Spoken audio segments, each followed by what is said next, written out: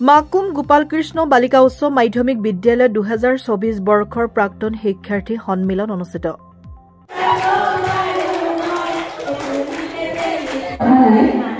তিনিচুকীয়া জিলাৰ বৃহত্তৰ মাকুম অঞ্চলৰ আগশাৰীৰ শিক্ষা অনুষ্ঠান গোপালকৃষ্ণ বালিকা উচ্চ মাধ্যমিক বিদ্যালয়ত প্ৰাক্তন শিক্ষাৰ্থী সমাৰোহৰ উদ্যোগত আজি দিনজোৰা কাৰ্যসূচীৰে 2024 বৰ্ষৰ প্ৰাক্তন শিক্ষাৰ্থী সন্মিলন অনুষ্ঠিত কৰা হয়। পুৱা পতাকা উত্তোলন শ্ৰদ্ধাঞ্জলি অনুষ্ঠান কাৰ্যসূচীৰে অনুষ্ঠানৰ আৰম্ভ কৰা হয়। পতাকা উত্তোলন কৰে প্ৰাক্তন শিক্ষাৰ্থী সন্মিলনৰ সভানেত্ৰী দীপ্তি বৰগোহাঁইয়ে। শ্ৰদ্ধাঞ্জলি জ্ঞাপন কৰে বিদ্যালয়খনৰ প্ৰাক্তন শিক্ষক তথা শিক্ষাৰ্থী প্ৰভাত কুমাৰ দাস, অৱসৰপ্ৰাপ্ত শিক্ষয়িত্ৰী তথা প্ৰাক্তন শিক্ষাৰ্থী জ্যোতি হাজৰিকা, মনু গগৈ আৰু গীতা দত্তয়ে। তাৰ পাছতে প্ৰাক্তন শিক্ষাৰ্থী সমাৰোহৰ সভানেত্ৰী দীপ্তি বৰগোহাঁইৰ সভাপতিত্বৰে অন্তৰংগ অনুষ্ঠান অনুষ্ঠিত কৰা হয়। অন্তৰংগ অনুষ্ঠানত প্ৰাক্তন শিক্ষাৰ্থীসকলে বৰ্তমানৰ শিক্ষাৰ্থীসকলক উদ্দেশ্যি ভাষণ প্ৰসংগত বহুতো পুৰণি কথা দোহাৰি অতীত ৰোমন্থন কৰি আৱেগিক হৈ পৰা পৰিলক্ষিত হয়। প্ৰাক্তন শিক্ষাৰ্থীসকলৰ মাজত অন্তৰংগ অনুষ্ঠানত কবিতা আবৃত্তিৰ গীত মাত আদি অনুষ্ঠানৰ মাজতে বৰ্তমানৰ শিক্ষাৰ্থীসকলেও গীত, জেং বিহু, ঝুমুৰ আদিৰে অনুষ্ঠানটি জীপাল কৰি তোলে। আজি অনুষ্ঠিত হোৱা সন্মিলনত আশানুৰূপভাৱে প্ৰাক্তন শিক্ষাৰ্থীসকল উপস্থিত হ'ব নোৱাৰাত প্ৰত্যেক বছৰে এনেদৰে সন্মিলন উদযাপন নকৰি প্ৰতি 5 বছৰৰ মূৰত শিক্ষাৰ্থী সন্মিলন পতাৰ সিদ্ধান্ত গ্ৰহণৰ চিন্তা চৰ্চা কৰাৰ কথা সন্মিলনৰ সম্পাদিকা ডক্টৰ প্ৰণীতা নেওগে সংবাদ মাধ্যমত জানিবলৈ দিয়ে।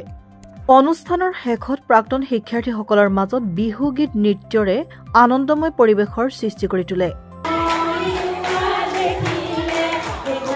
গোপালকৃষ্ণ বালিকা উচ্চ মাধ্যমিক বিদ্যালয়ৰ আমি 2025 বৰ্ষ অৱশ্যে এতিয়া, কিন্তু 2024 বৰ্ষতে অনুষ্ঠিত কৰিব লাগিছিল। আমি আজি প্ৰাক্তন শিক্ষাৰ্থী সমাৰোহখন অনুষ্ঠিত কৰিছোঁ। আজি ৰাতিপুৱা 9:45 বজাত আমাৰ পতাকা উত্তোলন হৈ গৈছে আৰু পতাকা উত্তোলন কৰিলে আমাৰ প্ৰাক্তন শিক্ষাৰ্থী সমাৰোহৰ সভানেত্ৰী দীপ্তি বৰগোহাঁই বাইদেউ আৰু আমাৰ মাজত উপস্থিত আছিল সেই সময়ত আমাৰ এই বিদ্যালয়ৰে প্ৰাক্তন শিক্ষক তথা শিক্ষাৰ্থী মাকুমৰে এগৰাকী বয়োজ্যেষ্ঠ নাগৰিক প্ৰভাত কুমাৰ দাস ডাঙৰীয়া আৰু লগতে তেখেতৰ লগতে আমি নিমন্ত্ৰণ কৰিছিলোঁ জ্যোতি হাজৰিকা বাইদেউ। জ্যোতি হাজৰিকা বাইদেউ তেখেতো অৱসৰ গ্ৰহণ কৰিছে, শিক্ষয়িত্ৰী আছিল এই বিদ্যালয়ৰে প্ৰাক্তন শিক্ষাৰ্থী। তাৰপিছত মনু গগৈ বাইদেউ আছিল আৰু গীতা দত্ত বাইদেউ আছিল। তেওঁলোকে মিলি আমাৰ শ্ৰদ্ধাঞ্জলি অনুষ্ঠানটো জ্ঞাপন কৰে পতাকা উত্তোলনৰ পিছতে। তাৰপিছতে আমাৰ অন্তৰংগ অনুষ্ঠান অনুষ্ঠিত হৈছে আৰু অন্তৰংগ অনুষ্ঠানটোৰ আমাৰ সভাপতিত্ব কৰিছে আমাৰ প্ৰাক্তন সমাৰোহৰে সভানেত্ৰী মহোদয়ে আৰু তেখেতক সহযোগিতা কৰিছে আমাৰ যিসকল জ্যেষ্ঠ শিক্ষাৰ্থী বাইদেউ আছে, তেওঁলোকে সহযোগিতা কৰিছে।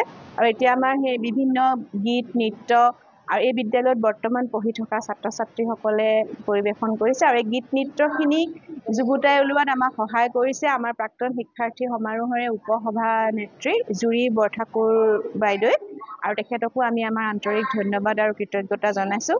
আমি এই প্ৰাক্তন শিক্ষাৰ্থী সমাৰোহখিনি আচলতে খুব অনুষ্টুপীয়াকৈহে আজি অনুষ্ঠিত কৰিব লগা হৈছে। আমি বৰ বেছি আচলতে প্ৰচাৰ কৰিব পৰা নাই, সীমাবদ্ধতাৰ মাজতে আমি কৰিব লগা হৈছে গুণোৎসৱ আহি থকাৰ বাবে।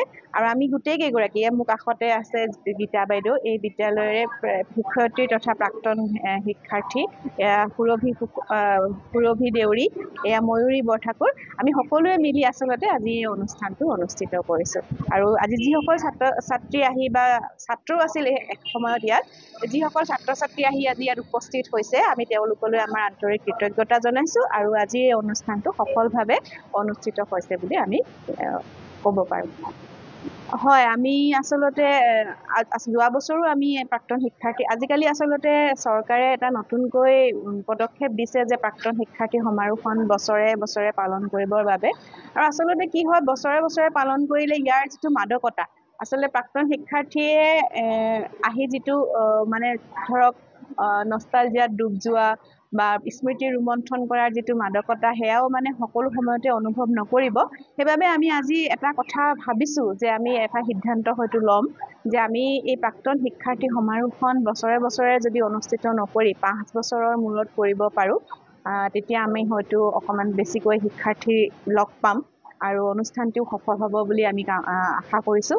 আৰু এটা কথা, যিহেতু এতিয়া ভোগালী বিহুৰ সময়, ভোগালী বিহু আহি আছে, ভোগালী বিহুৰ প্ৰস্তুতি, কাৰণ আমাৰ বিদ্যালয়খন যিহেতু ছাত্ৰী বেছি বালিকা বিদ্যালয়, গতিকে তেওঁলোক বেছিভাগেই এতিয়া গৃহিণী, গতিকে গৃহিণীসকল ভোগালীৰ পিঠা পনা প্ৰস্তুতিত ব্যস্ত থকাৰ বাবে হয়তো আমি ভাবিছোঁ যে আজি হয়তো উপস্থিতিৰ সংখ্যা হ্ৰাস পাইছে। তথাপি আমি আশা কৰিম যে ভৱিষ্যতে